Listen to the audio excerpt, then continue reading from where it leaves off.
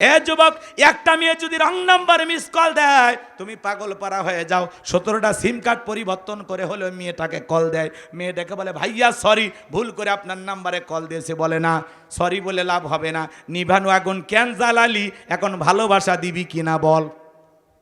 আছে না নাই? তরুণ যুবকেরা মোবাইলে আসক্ত। আপনাদের এলাকা অবশ্য মোবাইল আছে। এই মোবাইলে অনলাইনে জুয়া খেলে, এই মোবাইলে উল্টাপাল্টা ভিডিও দেখে। এই মোবাইলের ওজন কম, কিন্তু মোবাইলের মাধ্যমে পাপের ওজনটা বেশি। অধিকাংশ সমাজের তরুণ তরুণীরা, যুবক যুবতীরা নষ্ট হয়ে যাচ্ছে মোবাইলে আসক্তি হওয়ার কারণে।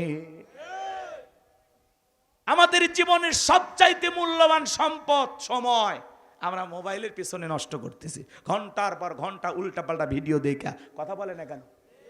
এই মোবাইল আমাদের যুব সমাজকে ধ্বংস করেছে। কথা বলেন, কথা বলেন। দেশে মোবাইল আইছে, চিঠি বন্ধ হইয়াছে, দিওয়ানা বানাইছে, পোলা মাইয়ার মনের কথা ভাসে বাতাসে। ও দেখো পোলা পানের মন বাদা ফেসবুকে, এখন মোবাইলে চ্যাটিং কইরা কাটায় সারাক্ষণ। এই মোবাইল পাইয়া দেখো মদনের মাইয়া, এই মোবাইল পাইয়া দেখো রমজানের মাইয়া কি কাণ্ড ঘটাইছে। স্বামীর সংসার রাইখা নাকি পালাইয়া গেছে, স্বামী সন্তান রাইখা নাকি পালাইয়া গেছে। 2 বাচ্চার মা, 4 বাচ্চার মা পরকীয়া প্রেম কইরা আর একটা পর পুরুষের হাত ধরে পালিয়ে যায়। যে নারী স্বামী থাকা অবস্থায়, সন্তান থাকা অবস্থায় আর একটা পর পুরুষের হাত ধরে পালিয়ে যেতে পারে, ওটা নারী জাতির কলঙ্ক, কলঙ্ক, কলঙ্ক। ও বোন, ও মা, কেমনে পারলা স্বামী রেখে সন্তান রেখে আর একটা পর পুরুষের হাত ধরতে? কেমনে পারো? কথা কয় না কেন? তোমার কি আল্লাহর ভয় নাই? কবরে কি যাইবা না? রূপ সৌন্দর্য চিরকাল থাকবে? তোমার মতো কত সুন্দরী বুড়ি হয়ে মারা গেল, দেখো নাই? স্বামী সংসার রাইখা সন্তান রাইখা আর একটা পর পুরুষের সাথে পরকীয়া প্রেম করে, এরকম মহিলা বাংলাদেশে নাই, ভারতে আছে। এদেশের নারীরা জান্নাত থেকে পালিয়ে আসছে। কথা কন, এরা ভালো। এটা ভারতের ওয়াজ হচ্ছে। এদেশে কেউ 2-4 জন পালিয়ে গেছে? হ্যাঁ, শাসিক নিয়ে ভাতিজা উধাও, মামিক নিয়ে ভাগিনার খবর নাই, দেবরের সাথে ভাবি উধাও। করতেছে না ঘটনা? 6 বাচ্চার মা, তাইও বলে পরকীয়া করে হারিয়ে যায়। এটা মানা যায়? 6টা সোল হয়েছে, আর জীবনে আছে কি? হাইসেন না, এলে বুক ফাটে যায়, কষ্ট লাগে। এলে সমাজে কি চলতেছে? হ্যাঁ, সংসার না তামাশা। স্বামী রেখে সন্তান রেখে পরকীয়া প্রেম করে, কত নির্লজ্জ, কত বেহায়া। পরকীয়া পুরুষ গাঞ্জা খায়, বেকার, আর স্বামী সরকারি চাকরি করে। দেখলেন না ঘটনা বরগুনা, শোনেননি? রাতের বেলায় স্বামীকে আস্তে করে পানির ভিতরে বা এর ভিতরে ঘুমের ট্যাবলেট খাওয়াইছে। খাওয়াইয়া কম্বল চাপা দিয়ে, বালিশ চাপা দিয়ে স্বামীক মারিয়া পরকীয়ার প্রেমিকক নিয়ে বাসর করছে। পরে কি হইল? ওই পরকীয়ার প্রেমিক সহ ওই মহিলা এখন জেলখানায়। সোনার সংসারও হারাইলি, পরকীয়া প্রেমিকও হারাইলি, এখন জেলখানায় যায় রুটি খা। কথা বলে, এই জীবনটা ক্ষণিকের, আজ আছি কাল থাকবো না। চোখে সবকিছু রঙিন লাগবে, কিন্তু বুঝে শুনে পা ফেলা লাগবে।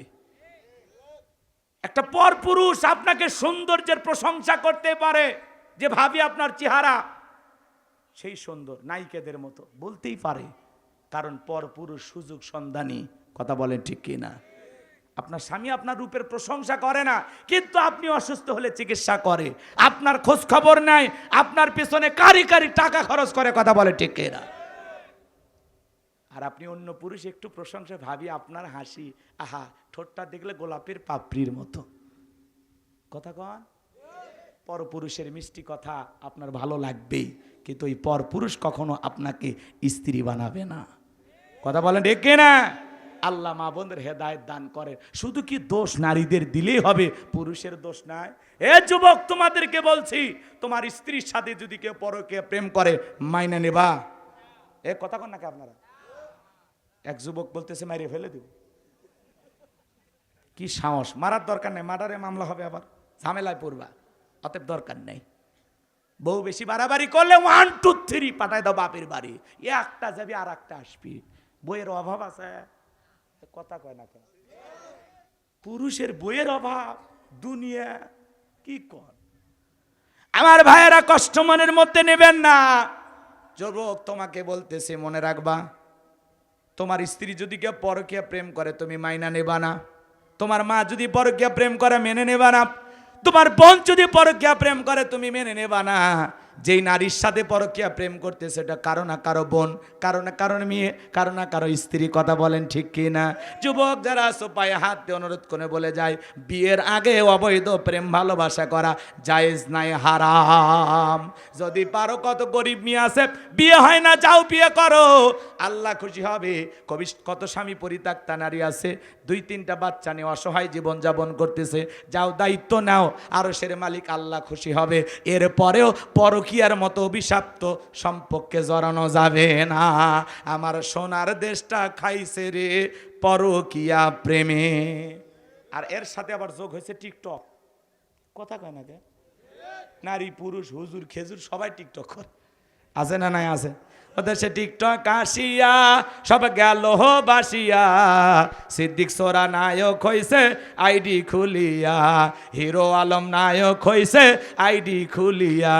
এই মোবাইলে হাই কি জাদু আছে ভাই, পোলা পান বুঝাছে, পড়ালেখা তুইলা রাখছে সব তো মাকাশে। এখন আর পড়াশোনার টেবিলে মন বসে না, ফেসবুকে মন বসে, ইউটিউব ইন্টারনেটে ঘাটাঘাটি কইরা এগুলো উল্টা পাল্টায় আসক্ত হইয়া মোবাইলে ফ্রি ফায়ার, পাবজি, অনলাইনে জুয়া, এগুলো খেলে যুব সমাজের চরিত্র নষ্ট হচ্ছে, যুব সমাজ ধ্বংস হয়ে যাচ্ছে। কথা বলে ঠিক কি না? আল্লাহ আমাদের হেদায়েতের পথে কবুল করুন, জোরে বলুন আমিন। আল্লাহ নবী মুসা ডেকে বলে, আল্লাহ আমার হাতে এটা লাঠি, এইটার ওপর ভর দিয়া চলি, ছাগলের জন্য পাতা বাড়ি, ইত্যাদি অনেক অনেক কাজ করি। আল্লাহ ডেকে বলে, পয়গম্বর প্রশ্ন করলাম একটা, জবাব দেও যাবে একটা। মুসা নবী কথা বলে কার সাথে? সরাসরি আল্লাহর সাথে ডাইরেক্ট কথা হতো। সুবহানাল্লাহ বলেন। মানে আল্লাহ তার কুদরতি জবান দিয়ে কথা বলতেন, পয়গম্বর শুনতেন, আবার পয়গম্বর কথা বলতেন, আল্লাহ শুনতেন। সুবহানাল্লাহ বলবেন না? এইবার আল্লাহ ডেকে বলেন পয়গম্বরকে, কলা আলকিহা ইয়া মুসা, মুসা তোমার ডান হাতের লাঠিটা এবার নিক্ষেপ করো। ফাআলকাহা ফাইযা হিয়া হাইয়াতুন তাসআ, লাঠিটা নিক্ষেপ করা মাত্র হয়ে গেল বিশাল বড় একটা সাপ। মুসা নবী বলে, বাপ রে বাপ, এই যে জাতের সাপ আমার বংশ করে দিবে সাপ। ভাই পয়গম্বর দৌড়াইতে লাগলেন। আল্লাহ রাব্বুল আলামিন বলেন, ক্বালা খুযহা ওয়ালা তাখাফ সানুঈদুহা সিরাতাহাল উলা। আল্লাহ ডেকে বলে, পয়গম্বর ভয় পেও না, আমি আল্লাহ লাঠিকে সাপ বানাইছি, আবারও সাপের দিকে হাত বাড়াও, পূর্বের মতো লাঠি বানায় দেব। পয়গম্বর ভয়ে ভয়ে ধরতে গেছে, আবার সাপটা লাঠিতে পরিণত হয়েছে। এটা আল্লাহর দেয়া মুজিজা। নাম কি? মুজিজা। বলেন কি না? এরপর আল্লাহ রাব্বুল আলামিন পয়গম্বর মুসা আলাইহিস সালামকে বলেন, ওয়াদহুম ইয়াদাকা ইলা জানাহিকা تخرج بيضاء من غير سوء آية أخرى لنريك من آياتنا الكبرى। ও চাচা 5 মিনিট, এই 5 থেকে 10 মিনিট।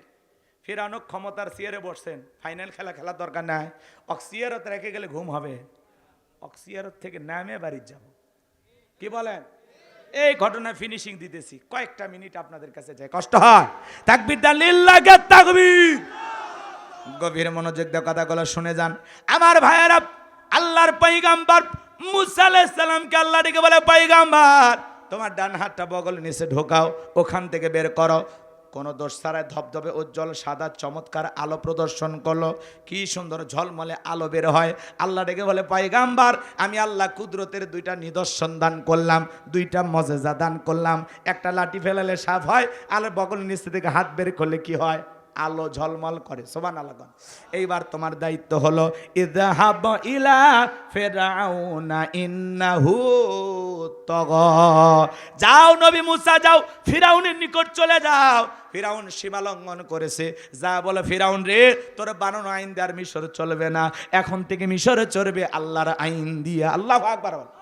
পয়গাম্বার দেখে বলে, আল্লাহ আপনি কি ভুলে গেছেন আমি ফিরআউনের দরবারে মার্ডার কেসের আসামি, গেলেই তো ফাঁসি দিয়ে মারবে। আল্লাহ ডেকে বলে, পয়গাম্বার ঘাবড়ানোর কোনো কারণ নাই, আমি আল্লাহ যার সাথে আছি, কোনো জালেম আগুনে পোড়ায় মারতে পারবে না, পানিতে ডুবায় মারতে পারবে না, ফাঁসির দড়িতে ঝুলাইয়াও আমার প্রিয় গোলামদেরকে ওরা মারতে পারবে না। আল্লাহু আকবার। পয়গাম্বার দেখে বলে, আল্লাহ যাওয়াই লাগবে। আমার আল্লাহ বলে, অবশ্যই নবী বানাইছে, এটা তোমার দায়িত্ব, তোমাকে যেতেই হবে। পয়গাম্বার দেখে বলে, আল্লাহ অন্তরে দূরে দূরে ভাব হয়, একটু আপনার কাছে দোয়া করি। পয়গাম্বার এবার আল্লাহর কাছে দোয়া করতেছেন, কালা রাব্বিশ রাহলি সদরি ওয়া ইয়াসসিরলি আমরি ওয়াহলুল উকদাতাম মিন লিসানি ইয়াফকাহু কওলি ওয়াজআলনি ওয়াজিরাম মিন আহলি হারুন আখি। হে আমার রব, আমার বক্ষকে প্রশস্ত করে দাও, আমার কাজকে সহজ করে দাও, জিহ্বার জড়তাকে দূর করে দাও, যাতে মানুষ সহজে আমার কথা বুঝতে পারে। আর আমার পরিবারের মধ্য থেকে আমার ভাই হারুনকে আপনি নবুয়ত দান করেন। আমরা দুইজন ভাই মিলে এই দাওয়াতি কাজ করব। আল্লাহ ডেকে বলে, পয়গাম্বার দোয়া মঞ্জুর করা হলো, তোমার ভাই হারুনকে আমি আল্লাহ রাব্বুল আলামিন নবুয়ত দান করলাম। বলুন আল্লাহু আকবার। এইবার আল্লাহর পয়গাম্বার মূসা আলাইহিস সালাম তার ভাই হারুন আলাইহিস সালামকে সঙ্গে না ফিরআউনের দরবারে চলে গেল। আল্লাহ রাব্বুল আলামিন সেই কথাগুলো সূরা আরাফে জানায়া দিলেন। পয়গম্বর বলেন, অকালা মূসা ইয়া ফিরআউনু ইন্নী রাসূলুম মির রাব্বিল আলামিন। মূসা আলাইহিস সালাম ডেকে বলেন, ফিরআউন আমি বিশ্ব রবের পাঠানো একজন রাসূল, আল্লাহর ব্যাপারে সত্য ছাড়া অন্য কিছু বলবো না, আর তুমি বনি ইসরাইলদেরকে আমার সঙ্গে যেতে দাও। এইবার যখন পয়গম্বর সুন্দর করে কথাগুলো উপস্থাপন করলেন, ফিরআউন তখন ডেকে বলে, তুমি যে কত বড় নবী, একটু পরীক্ষা করা দরকার, তোমার কাছে কি আছে সেই কথা আল্লাহ রাব্বুল আলামিন বলেন, ক্বালা ইন কুনতা জিতা বিআয়াতিন ফাআতি বিহা ইন কুনতা মিনাস সাদিকিন। ফিরআউন বলতেছে, তুমি যে নবী দাবি করতেছো, নবী প্রমাণিত করার জন্য তোমার কাছে কি এমন প্রমাণ আছে? তুমি যদি তোমার দাবিতে সত্যবাদী হও, প্রমাণ যা আছে উপস্থিত করো। কথা বোঝেন না? ফিরআউনের কাছে নবী দাবি করতেছে, আর ফিরআউন প্রমাণ দেখতে চায়। আর কত আজা বাবা, খাজা বাবা, ল্যাংটা বাবা, তালা বাবা, সালা বাবা, আমি আল্লাহর ওলি বিশ্বাস করি। ইরি বাবা, সেই বিরাট বড় ওলি, এত বড় ওলি। বলেন তো বাবা, সূরা ইয়াসিনটা একটু মুখস্থ পড়েন। কথা কয় না, এত বড় আল্লাহর ওলি বাবা, দেখি তো আপনি কেমন আল্লাহর ওলি, আমাদেরকে একটু কিছু শিক্ষা দেন। ও নিজে বিসমিল্লাহ পড়তে পারে না, গলার মধ্যে তাবিজ ঝোলায় রাখছে, বড় বড় তসবির দানা ঝোলায় রাখছে, লাল কাপড় নীল কাপড় পরে আছে, আর মাথার চুলে জট, হাতে গাঞ্জার পট। এগুলো মানুষকে দেখে যদি আল্লাহওয়ালা মনে করেন, আপনি বড় ভুল করবেন। হ্যাঁ, ওইদিকে যাওয়ার সুযোগ নাই, কষ্ট হচ্ছে, অনেক রাত হয়েছে তো, ওইদিকে আর যাবো না। লিল্লাহে তাকবীর। দিল দিয়ে কথাগুলো বোঝার চেষ্টা করবেন। এইবার আল্লাহর নবী মূসা আলাইহিস সালামের কাছে দুইটা মজেজা আছে। কয়টা মজেজা? লাঠি ফেলায় বগলের নিচে থেকে হাত বের করলেন, সুন্দর আলো প্রদর্শন করলো। এই দৃশ্যগুলো দেখার পরে ফিরআউনের সমস্ত লোকজন ডেকে বলে, ইন্না হাযা লাসাহিরুন আলীম। নিঃসন্দেহে ছেলেটা মস্ত বড় জাদুকর।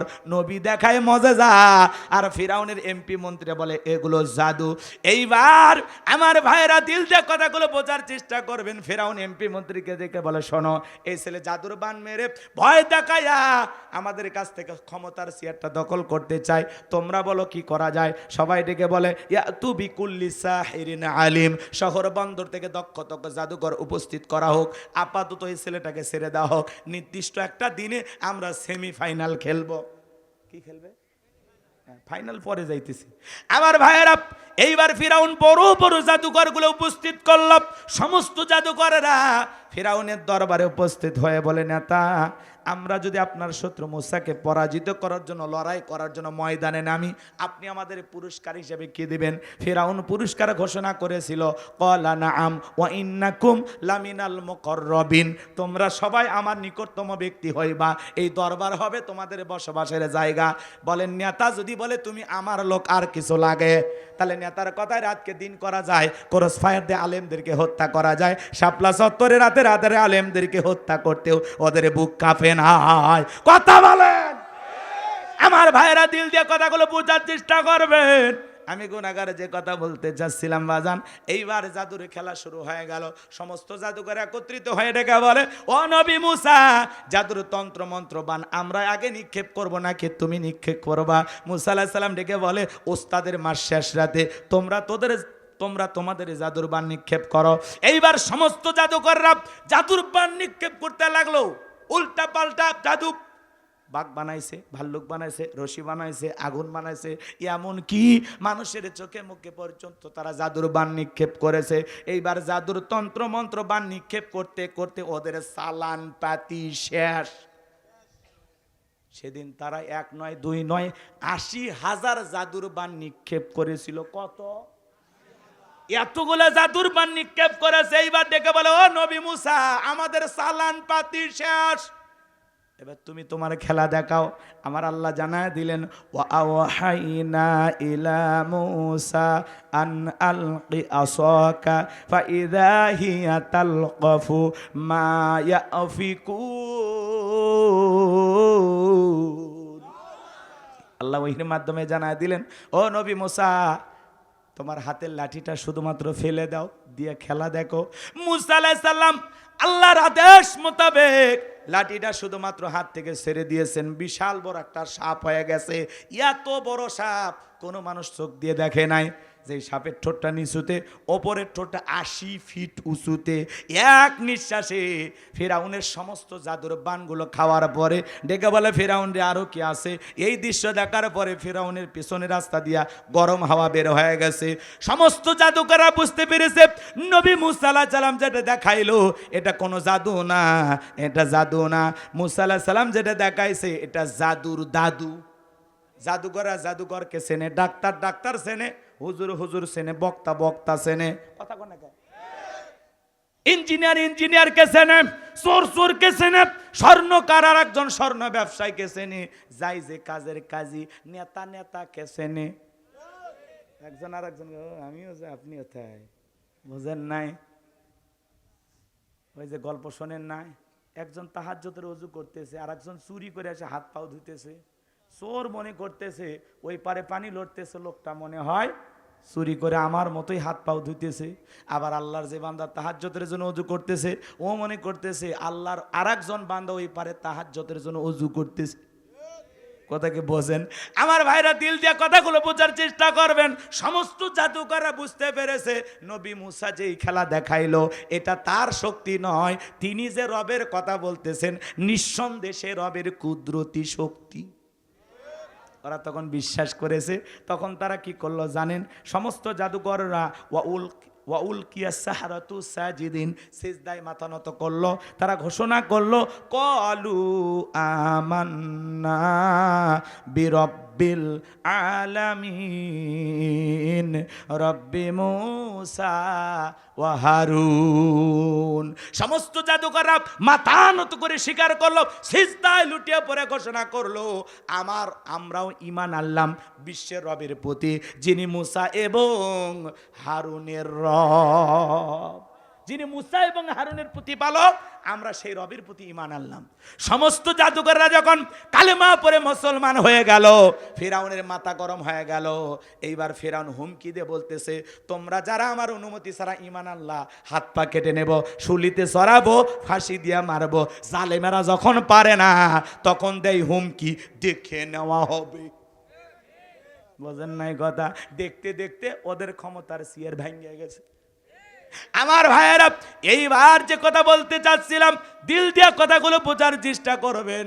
ফেরাউন হুমকি ধমকি দিল। নতুন ইমানদার যারা এই মাত্র ইমান আনলো, এরা তখন বলতেছে তোর মতো ফিরাউনের সামসামি করে মরার চাইতে ইমান এনে মরা ভালো। আল্লাহু আকবার। আমার ভাইয়েরা, লম্বা আলোচনা। এইভাবে মানুষ দলে দলে কালেমা পড়ে মুসলমান হতে লাগলেন। ফিরাউনের রাগ আরো বেড়ে গেল। ফাইনাল খেলা, ফিরাউন বিশাল একটা সেনাবাহিনীর দল বল নিয়ে মুসা আলাইহিস সালাম এবং তার উম্মতদেরকে আক্রমণ করেছেন। পয়গম্বর মুসা আলাইহিস সালাম তার উম্মতদেরকে নিয়ে দৌড়াইতে দৌড়াইতে দরিয়ার নিকটতম জায়গায় যখন চলে গেছে, পেছনে তাকায় দেখে ফিরাউনের সেনাবাহিনী, সামনে বিশাল বড় দরিয়া। উম্মতের ডেকে বলে পয়গম্বর, হয় আজকে ফিরাউনের সেনাবাহিনী রাতে মরতে হবে, না হলে সমুদ্রের পানিতে ডুবে মরা লাগবে। মুসা আলাইহিস সালাম ডেকে বলে এখানে শুধু আমরাই নাই, আমাদের সাথে আরেকজন আছেন, তিনি কি?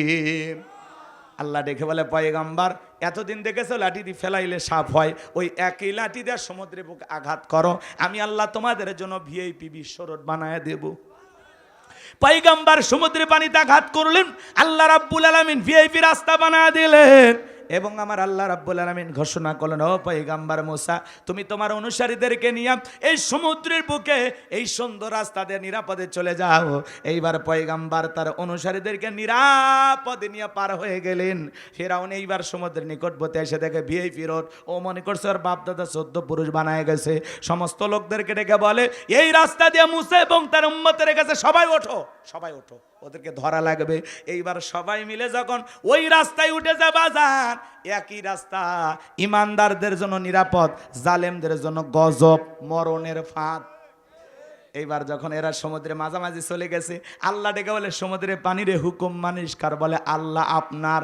বলে দেরি আর করিস না, উথাল পাতাল ঢের সৃষ্টি কর। সমুদ্রে বুকে উথাল পাতাল ঢের সৃষ্টি হয়ে গেল। ফিরাউনের চালা চামুন্ডা যা ছিল বাজান, পানি খায়া সুবা মরে সব শেষ। বাঁচে আছে বড়ডা। বড়ডা মানে কে? বড়ডা বেঁচে আছে। বড়ডা আবার মরার আগে কি নাটক করতেছে জানেন? আল্লাহকে ডেকে বলতেছেন কলা আমানতু আন্নাহু লা ইলাহা ইল্লাল্লাযী আমানাত বিহি বানু ইসরাঈলা ওয়া আনা মিনাল মুসলিমিন।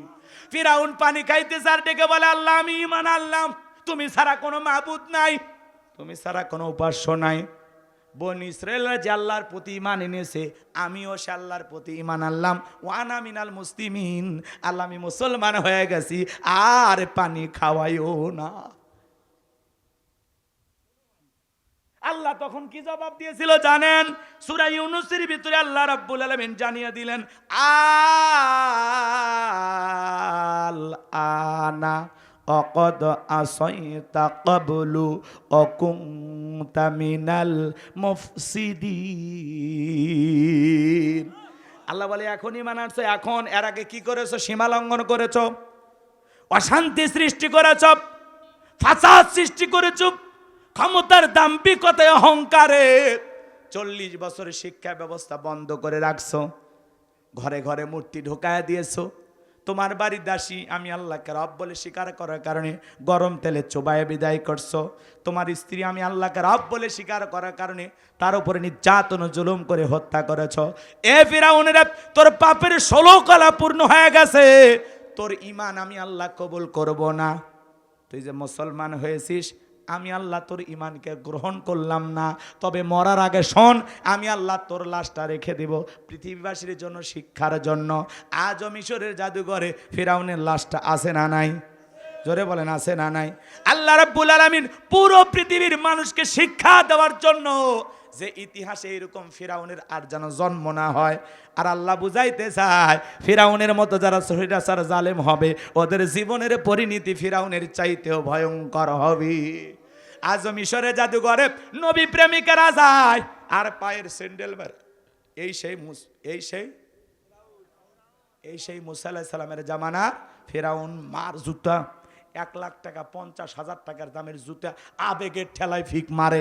চিন্তা করেন বাজান, শুটকি ফেরাউনক দেখা মুসার অনুসারীরা যদি জুতা মারতে পারে, জেতা ফেরাউনক পাইলে ওর চামড়া দিয়ে ডুগডুগি বাজাই তো। কথা বলেন ঠিক কিনা? আজকে নেতানিয়াহু সহ ডোনাল্ড ট্রাম্প সহ পৃথিবীতে যারাই জুলুম করতেছে, মুসলমানের রক্ত নিয়ে খেলা করতেছে, বুঝে নেবেন নমরুদ ফিরাউনের যেমন জায়গা হয় নাই, নরেন্দ্র মোদী সহ যারা মুসলমানের রক্ত নিয়ে খেলা করতেছে, ওই জালেমদের জায়গা পৃথিবীর জমিনে হবে না। আজ হোক কাল হোক পৃথিবীর মানচিত্রে মুসলমানদেরকে আল্লাহ বিজয় দিবেন। সেই বিজয় আনার জন্য যদি কখনো ডাক আসে, বিবির কাছ থেকে বিদায় নিয়ে, সন্তানদের কাছ থেকে বিদায় নিয়ে, মাথায় কাফনের কাপড়ে বেঁধে কারা কারা জীবন দিতে প্রস্তুত, হাত তুলে আল্লাহকে দেখান। লিল্লাহি তাকবীর। আল্লাহর এই জমিন, আল্লাহর দ্বীনকে প্রতিষ্ঠিত করার জন্য আমরা জীবন দিতে রাজি আছি তো ইনশাআল্লাহ। আল্লাহ আমাদের জীবনকে ইসলামের জন্য কবুল করুন। আল্লাহ আমাদের জীবনের বিনিময়ে এই পৃথিবীর ভূখণ্ডে ইসলামকে প্রতিষ্ঠিত করুন। দেব তো ইনশাআল্লাহ। যদি কখনো ইসলামের জন্য ডাক আসে, সর্বপ্রথম যেন আল্লাহ এই জমিনে দ্বীন কায়েমের জন্য আমার বুকে রক্তটাকে কবুল করে। আমরা জীবন দিতে প্রস্তুত আছি। কথা বলেন ঠিক কিনা? অনেক রাত হয়েছে, আর কষ্ট দেব না। আমার ভাইয়েরা, কষ্ট পেয়েছেন? প্রত্যেকটা আলোচনায় শিক্ষা আছে না নাই? অনেক কথা বলেছি এই 2.5 ঘন্টায়। আপনার কাছে যেটা আমলের কথা মনে হয় অবশ্যই সেটা ঘর পর্যন্ত নিয়ে যায় আমল করবেন। বক্তা শ্রোতা সবাইকে আল্লাহ আমল করা তৌফিক দান করুন। চিল্লায় বলুন আমিন। এ ভাই বসেন বসেন। কষ্ট হচ্ছে আপনাদের? কষ্ট হচ্ছে? তাহলে এরকম ওটা বসা করতেছেন কেন? এই যে এতক্ষণ যে ওয়াজ করলাম, আপনারা যে শুনলেন, একটু 2-3 মিনিট সময় দেবেন না মোনাজাতের জন্য? একটু বসেন। শেষ ভালো যার সব ভালো তার। কথা বলে ঠিক কিনা? এক বরগুনার চাচা, বুঝতে পারছেন, ভাবিকে মাইরা 9 বছর জেলখানায় ছিল। ভাবিকে মারা, ভাবিকে হত্যা করে জেলখানায় গেছে। আবার জেলখানা থেকে বের হয়ে আসিয়া তার 6 বছরের একটা ভাতিজি, 6-7 বছর বয়স, সে ভাতিজি স্কুল থেকে ফিরতেছে, সেই ভাতিজিকে আবার হত্যা করছে। এই যে সমাজে মানুষের যে এই যে কার্যকলাপগুলো দেখতেছি, এই যে সহিংসতা, এই যে অস্থিরতা, ভাবিকে হত্যা করে যে আসামি জেলখানায় গেল, শরিয়ার আইন যদি থাকতো, বাংলাদেশে যদি কেসাস থাকতো, আল্লাহর বিধান মোতাবেক যদি বিচার করা হতো, ঠিক ভাবিকে যেইভাবে হত্যা করেছে আল্লাহর বিধান অনুযায়ী তাকে ওই পদ্ধতিতেই হত্যা করা হতো। কথা বলে না কেন? তাহলে কি ও আর বের হওয়ার সুযোগ পাইতো? শরিয়ার আইন যদি চালু হইতো, মানুষ যদি বুঝতো যে আমি কাউকে হত্যা করলে রাষ্ট্রের আইন অনুযায়ী আমাকেও হত্যা করা হবে, এই ভয়ে এই সমাজে হত্যা কমে যেত। মানুষ আর মানুষকে খুন করার সাহস পেত না। কথা বলে ঠিক কিনা? চিন্তা করেন, আপন চাচা ভাবিকে হত্যা করেছে, আবার সেই চাচা জেলখানা থেকে বের হয়ে রাগান্বিত হয়ে ভাতিজি চকলেট কিনতে গেছে, দোকানে বিস্কুট খাইতে গেছে, সেই জায়গায় ভাতিজিকে পিছন থেকে এত জোরে আঘাত করেছে, এক আঘাতে ভাতিজিও মারা গেছে। আজকে সমাজে হত্যা হচ্ছে, খুন হচ্ছে, ধর্ষণ হচ্ছে, বিচার নাই। কথা বলেন? লেখা আছে রাখিব নিরাপদ, দেখাবো আলোর পথ। মুরগি চুরি করে একজন জেলখানায় গেছে, কথা কি বুঝতে পারছেন? ঢুকতে একজনের সাথে ধাক্কা খাইছে, তখন বলে এই বেটা তুই চিনিস আমি ডাকাতের সর্দার, তুই আমার সাথে ধাক্কা খালি, কি চুরি করছিস? কয় মুরগি। কয় বেটা এই বাজারে আর মুরগি চুরি চলে? আয় তোর ট্রেনিং দেই কিভাবে ডাকাতি করা লাগে। চোর হয়ে জেলখানায় ঢোকে, ডাকাত হয়ে বার হচ্ছে। কথা কন ঠিক কিনা? অপরাধীরা জেলখানায় যাচ্ছে, সেখানে এমন ভালো আরাম এসে রাখছে, বের হয়ে আবার অপরাধ করে বলতেছে কিছুদিন থেকে এসি।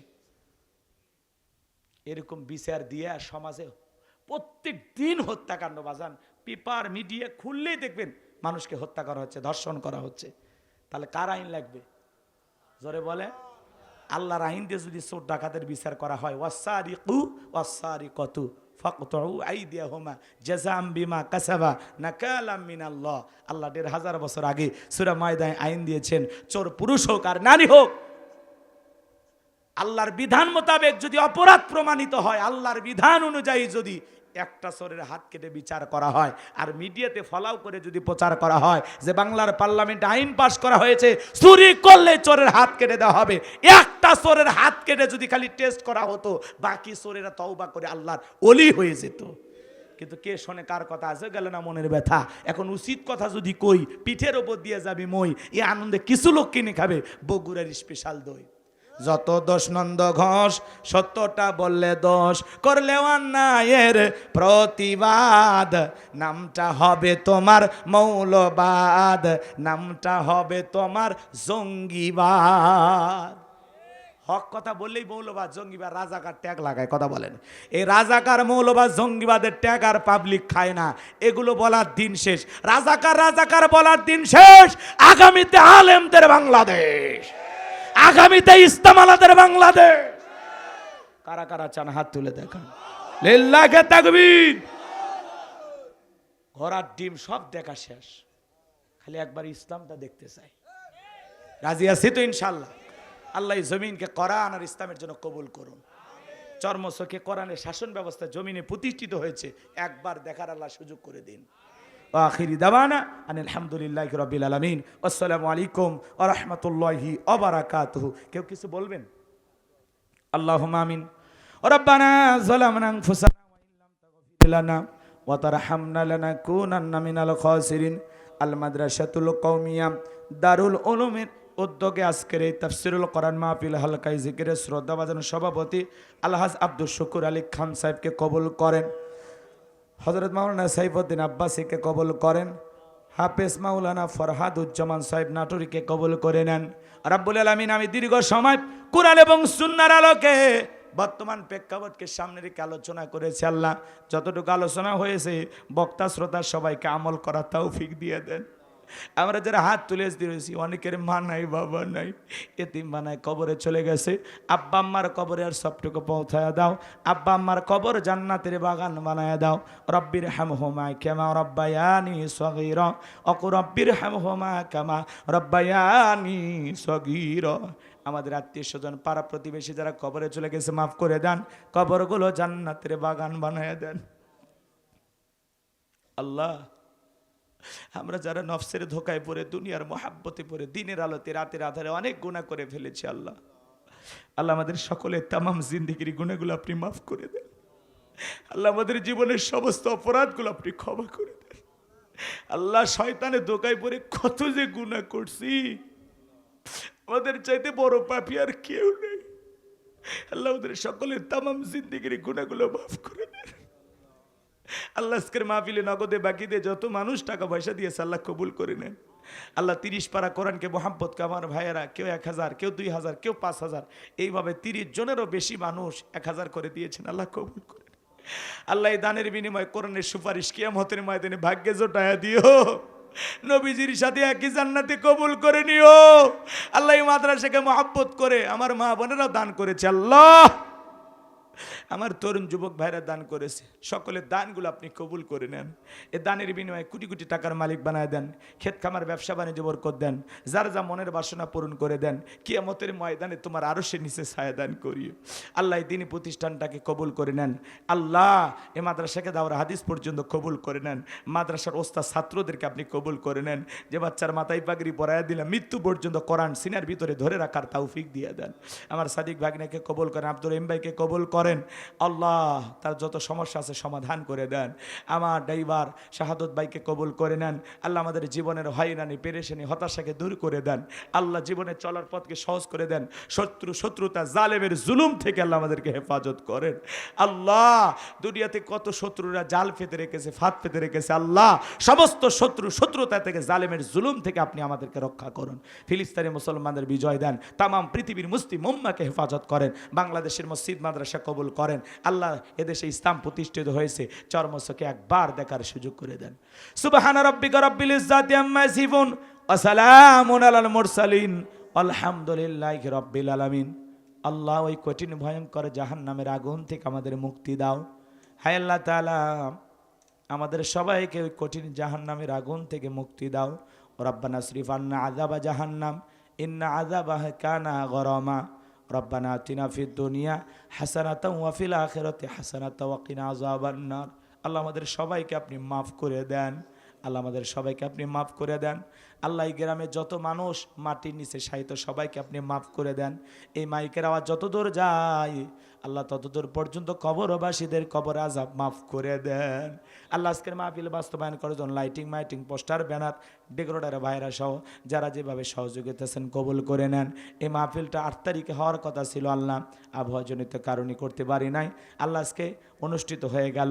আগামী বছর আরো বড় পরিসরে এই মাহফিলটাকে সাজানোর তৌফিক দিয়ে দেন।